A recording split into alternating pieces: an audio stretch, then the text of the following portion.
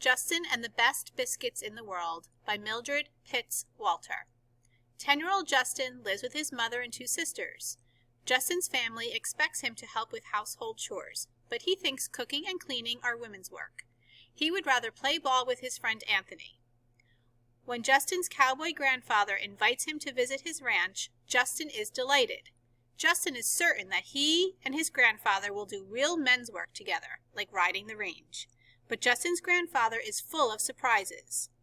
Before his visit is over, Justin learns a lot more from his grandfather than he ever imagined.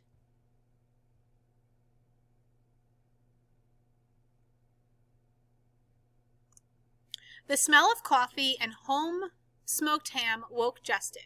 His grandpa was already up and downstairs cooking breakfast. Justin jumped out of bed and quickly put on his clothes. Grandpa had hot pancakes, apple jelly, and ham all ready for the table. Justin ate 2 stacks of pancakes with helpings of everything else. After breakfast, Grandpa cleared the table, preparing to wash the dishes. "Would you rather wash or dry?" he asked Justin. "Neither," Justin replied, quickly thinking how little success he had with dishes. Grandpa said nothing as he removed the dishes from the table. He took his time carefully, measuring liquid soap and letting hot water run in the sink. Then he washed each dish and rinsed it with care, too. No water splashed or spilled. Soap suds were not all over. How easy it looked, the way Grandpa did it. After washing the dishes, Grandpa swept the floor and then went upstairs. Justin stood around downstairs. He had a strange feeling of guilt and wished he had helped with the dishes. He heard Grandpa moving about above in his room. Justin thought of going outside, down into the meadow, but he decided to see what was going on upstairs. When he saw his grandpa busy making his own bed, Justin went into his room.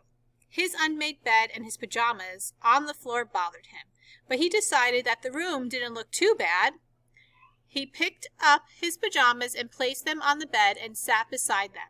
He waited. Finally, Grandpa came in and said, "Are you riding fence with me today?" "Oh, yes." "Fine, but why don't you make your bed? You'll probably feel pretty tired tonight. A well-made bed can be a warm welcome." Justin moved slowly, reluctant to let Grandpa see him struggle with the bed. He started. What a surprise! Everything was tightly in place. He only had to smooth the covers. The bed was made. No lumps and bumps. Justin looked at Grandpa and grinned broadly. "That was easy," he shouted. "Don't you think you should unpack your clothes? They won't need ironing if you hang them up. You gotta look razor sharp for the festival." He gave Justin some clothes hangers. "Are we really going to the festival every day?" Justin asked. "You bet, starting with the judging early tomorrow and the dance tomorrow night." Grandpa winked at him. Justin's excitement faded when he started unpacking his rumpled shirts. "They sure are wrinkled, Grandpa," he said. "Maybe that's because they weren't folded." "I can't ever get them folded right," Justin cried. "Well, let's see. Turn it so the buttons face down." Grandpa showed Justin how to bring the sleeves to the back, turning in the side so that the sleeves were on top. Then he folded the tail of the shirt over the cuffs and made a second fold up to the collar. "Now you try." Justin tried it. "Oh, I see. That was easy, Grandpa." Justin smiled, pleased with himself. "Everything's easy when you know how." Justin, happy with his newfound skill, hurriedly placed his clothes on the hangers. He hoped the wrinkles would disappear in time for the festival. "Now you'll look sharp," Grandpa said.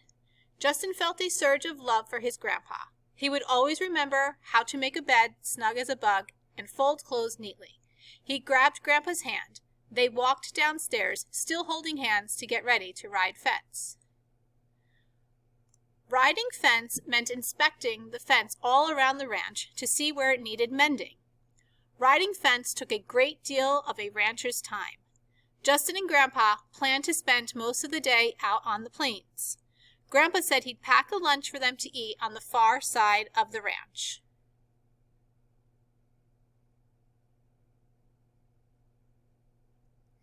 Justin was surprised when Grandpa packed only flour, raisins, shortening, and chunks of smoked pork. He also packed jugs of water and makings for coffee. The horses stood in the meadow as if they knew a busy day awaited them. While Grandpa saddled Pal, he let Justin finish the saddling of Black Lightning. Justin tightened the cinches on Black, feeling the strong pull on his arm muscles. With their supplies and their saddlebags, they mounted Pal and Black, leaving Cropper behind to graze in the meadow. The early sun shone fiery red on the hilltops, where the foothills were cast in shadows of purple. The dew still lingered heavily on the morning.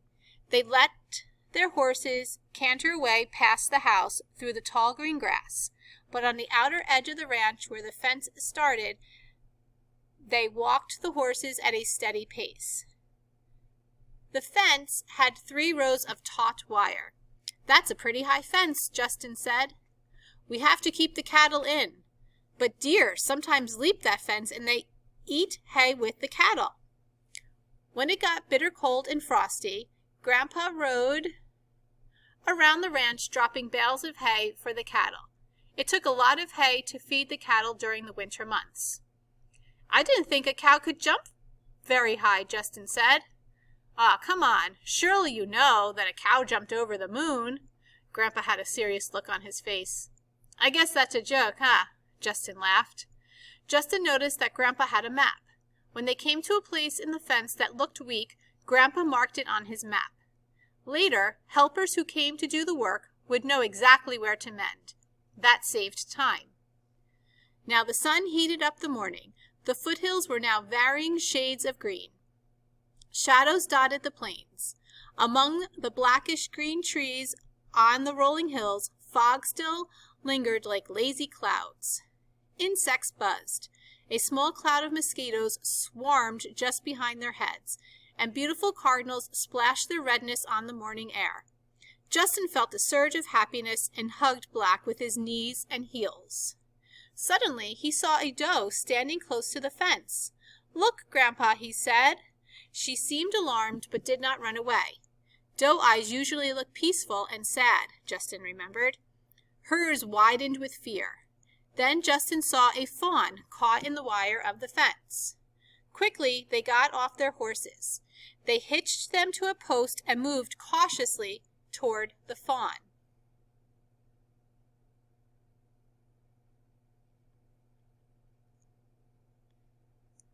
The mother rushed to the fence but stopped just short of the sharp wire. "Stay back and still," Grandpa said to Justin.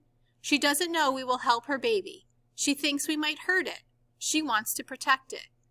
The mother pranced restlessly. She pawed the ground, moving as close to the fence as she could. Near the post, the fence had been broken. The wire curled there dangerously. The fawn's head, caught in the wire, bled close to an ear. Whenever it pulled its head, the wire cut deeper. Grandpa quickly untangled the fawn's head. Blood flowed from the cut. "Oh, Grandpa, will it die?" Justin said sadly.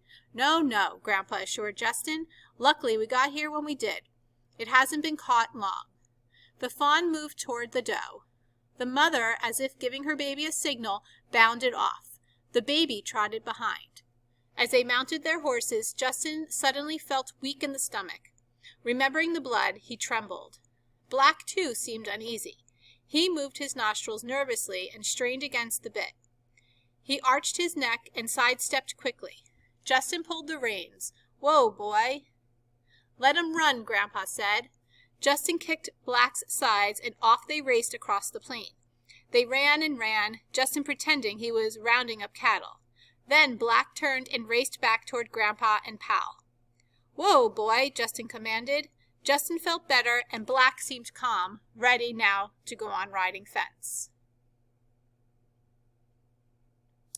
The sun beamed down, and sweat rolled off Justin as he rode on with Grandpa, looking for broken wires in the fence. They were well away from the house on the far side of the ranch. Flies buzzed around the horses, and now gnats swarmed in clouds just above their heads. The prairie resounded with songs of the bluebirds, the bob-white quails, the mockingbirds mimicking them all. The cardinal's song, as lovely as any, included a whistle. Justin thought of Anthony and how Anthony whistled for Pepper, his dog. It was well past noon, and Justin was hungry. Soon they came upon a small, well-built shed securely locked. Nearby was a small stream. Grandpa reined in his horse. When he and Justin dismounted, they hitched the horses and unsaddled them. "We'll have our lunch here," Grandpa said. Justin was surprised when Grandpa took black iron pots, other cooking utensils, and a table from the shed. Justin helped him remove some iron rods that Grandpa carefully placed over a shallow pit. These would hold the pots. Now Justin understood why Grandpa had bought uncooked food. They were going to cook outside. First they collected twigs and cow dung. Grandpa called it cow chips. "These," Grandpa said, holding up a dried brown pad, "make the best fuel. Gather them up." There were plenty of chips left from the cattle that had fed there in the winter. Soon they had a hot fire. Justin watched as Grandpa carefully washed his hands and then began to cook their lunch.